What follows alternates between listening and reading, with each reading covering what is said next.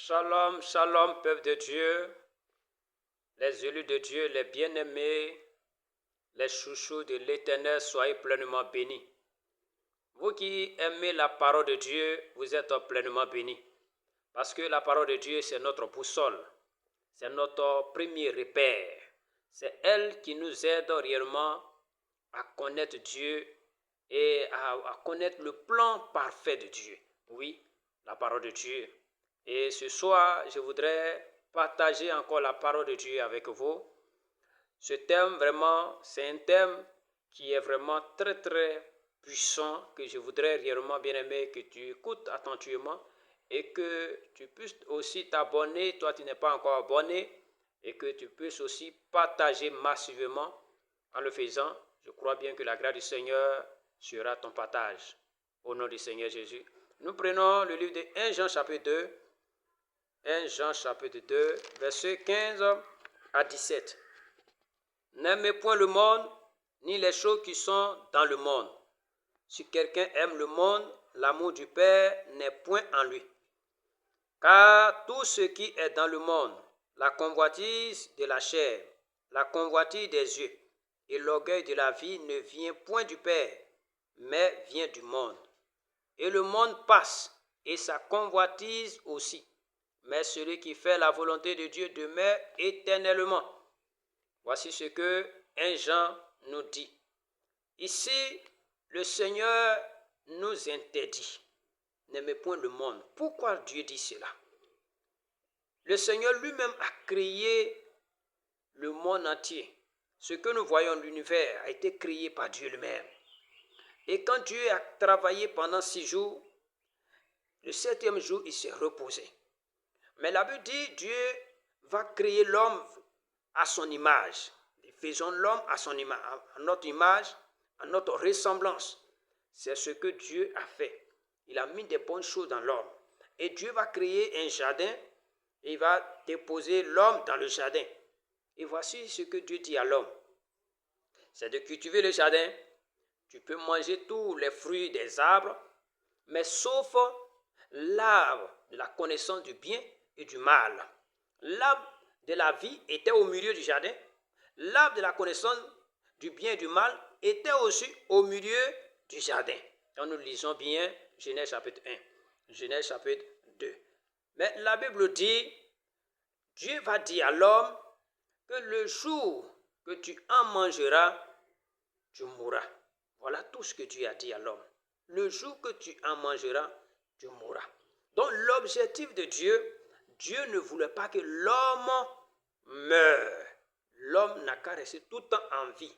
Donc c'est comme le jardin d'Éden était un endroit de paix, de bonheur, de paradis, où l'homme devait continuer à vivre éternellement sur terre.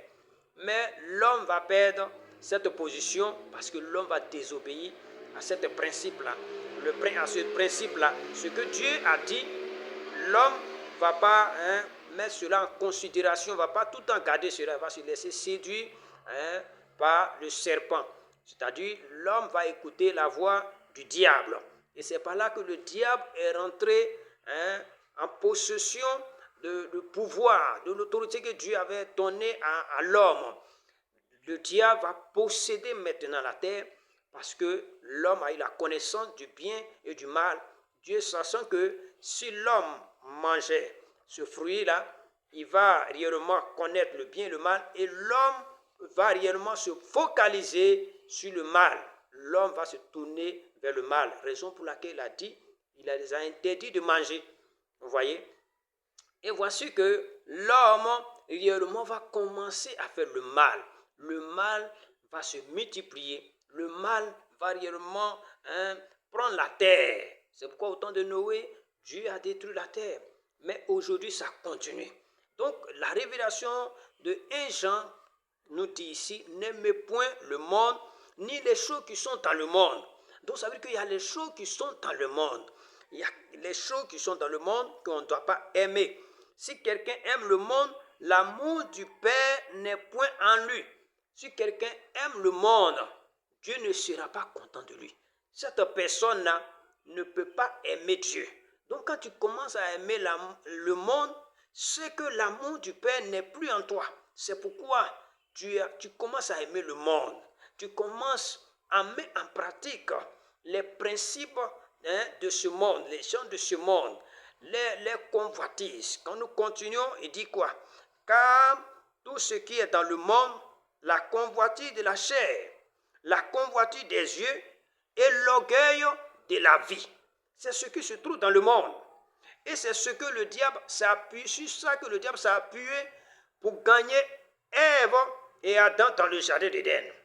Quand la convoitise se manifeste, que tu ne t'appuies pas sur ce que Dieu t'a dit, qui est sa parole, bien-aimé, pour pouvoir dominer la convoitise, elle va te terrasser.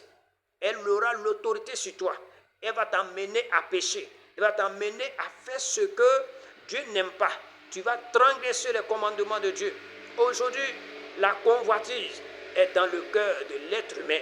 Et les gens sont obligés de faire tout ce qui est négatif. Tout ce qu'ils font ne plaît pas à Dieu. Tout ce qu'ils font, ça va contre la loi de Dieu. Ce qui est dans le monde, bien aimé, quand nous observons bien tout autour de nous, nous constatons que ce que les gens font jour et nuit, ça révolte la colère de Dieu, ça touche Dieu. Les gens sont dans un esprit qui les manipule, les amène réellement à se lever contre Dieu. Ils sont là, ils créent des lois qui vont contre la loi de Dieu. Quand Dieu a créé l'homme et la femme, donc Dieu a donné la femme à l'homme, c'est sa femme, la femme de l'homme et la femme. Donc, ça veut dire que Dieu même sait que l'homme a besoin de femmes. Il n'a pas créé l'homme pour compléter sur Adam. Sinon, il pourrait créer une autre personne qui est masculin comme Adam. Mais il va créer une femme pour dire que si on veut se marier, toi, homme, tu veux te marier, tu dois épouser femme et non pas l'homme. Mais aujourd'hui, ils sont en train de dire quoi? L'homme peut marier l'homme. La femme, elle peut marier la femme. Vous voyez? Cette loi va contre la loi de Dieu. Dieu dit qu'on ne doit pas divorcer. C'est la loi de Dieu. Mais le monde, ce principe dit qu'on peut divorcer. On peut divorcer. Donc, on vous encourage à ça. On vous dit que si vous voulez divorcer, venez, on va signer, allez, on va proclamer encore le divorce. Vous voyez? Dieu dit que la femme doit se soumettre à l'homme. Mais le système de ce monde, ça veut dire que dans le monde, il y a un esprit qui contrôle le monde. Et il manipule les gens contre Dieu. Et ils vont dire quoi?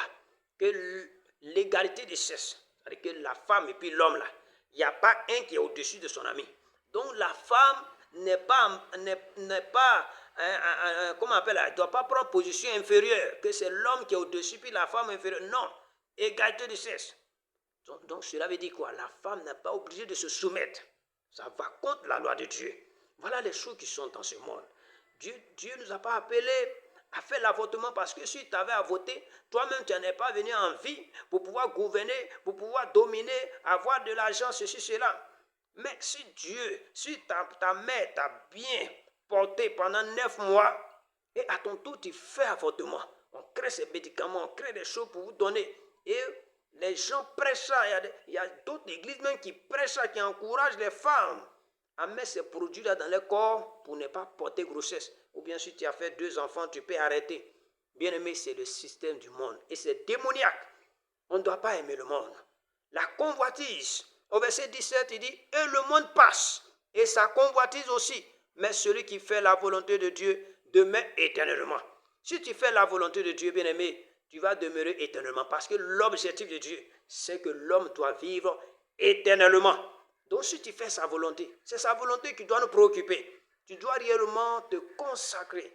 Quelle est la volonté de Dieu pour moi? Oui, bien-aimé, Jésus pouvait le dire, nous ne sommes pas du monde. C'est pourquoi il dit, Père, je te prie, je ne te dis pas de les ôter du monde, mais préserve-les du mal. Le mal, c'est le diable. C'est lui qui a pris le mal. Il est ancré dans ça. Quand il fait le mal, il se retrouve. Bien-aimé, il amène beaucoup de personnes à faire le mal.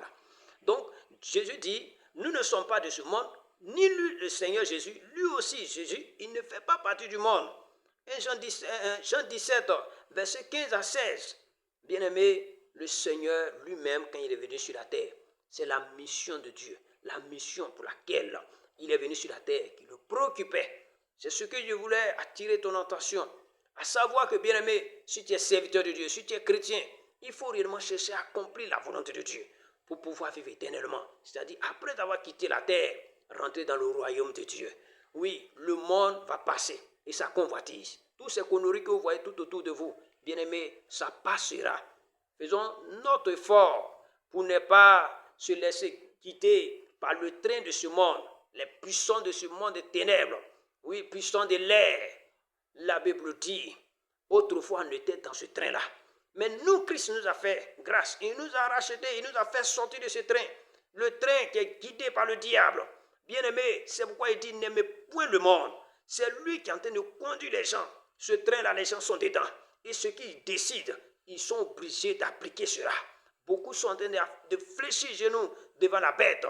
Parce que le monde ne comprend pas. Les gens qui n'ont pas l'Esprit de Dieu, qui n'ont pas la révélation, ne peuvent pas comprendre que la bête est déjà là. Le monde est déjà contrôlé par la bête qui est là, qui vous donne des paroles qui sont contraires à ce que la Bible dit. Les gens se révoltent contre Dieu. Les gens disent des paroles contre Dieu. Bien-aimé, tu dois penser à cela. Tu dois penser à cela. Si tu es enfant de Dieu, il faut que tu te réveilles pour savoir que ce que Jésus a dit est vrai. Le Seigneur dit, il va au Père. Il va aller préparer une place. Il y a beaucoup de demeures là-bas. Et lorsqu'il finira de préparer cette place, il reviendra pour nous chercher. Bien-aimé, si tu aimes le monde, que tu ne te prépares pas, le jour qu'il viendra pour chercher son église, tu ne seras pas prêt et tu vas rater l'enlèvement. Si tu rates, bien-aimé, c'est désolé pour toi. Parce que regardez ce qui se passe dans le monde. Les tueries se multiplient.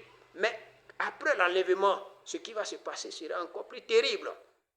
Ça sera encore plus terrible. N'aimez point le monde, bien-aimé. C'est ce que je voudrais partager avec vous. Le monde est déjà pourri. La corruption totale. Les gens payent les concours pour travailler. Il y a beaucoup de choses dans le monde que vous connaissez. Tout autour de vous. Quand vous levez vos yeux, si vous le convoitez, vous allez tomber. Si vous le convoitez, celui qui a de belles voitures, jolies maisons, si vous le convoitez, vos amis bien-aimés, vous allez tomber. Parce que ce qui se passe dans le monde, bien-aimé, si aujourd'hui les gens aiment facilité, sans chercher l'argent facile, parce qu'ils ont convoité, ils convoitent. Donc on lui dit qu'il faut tuer, ça ne lui dit rien, parce qu'il a convoité et la convoitise l'a envoûté. Donc il n'arrive plus à se maîtriser lui-même, tellement qu'il a convoité son prochain, tellement qu'il a vu son ami dans une belle voiture. Bien-aimé, il a dit non. Moi, je vais tout faire pour être comme lui. Je vais tout faire pour avoir ça aussi. Cette convoitise-là, bien-aimé, ça va t'emmener à l'égarement. Mais celui qui fait la volonté de Dieu demeure éternellement. Que la grâce du Seigneur soit avec vous. Vous êtes des enfants de Dieu. Partagez, parce qu'un jour, on va quitter la terre. On doit rentrer dans le royaume de Dieu. Que cela soit votre objectif. Que cela soit votre but. Priez par rapport à cela. Préparez-vous réellement pour l'enlèvement et que la grâce du Seigneur soit avec vous. Au nom du Seigneur Jésus.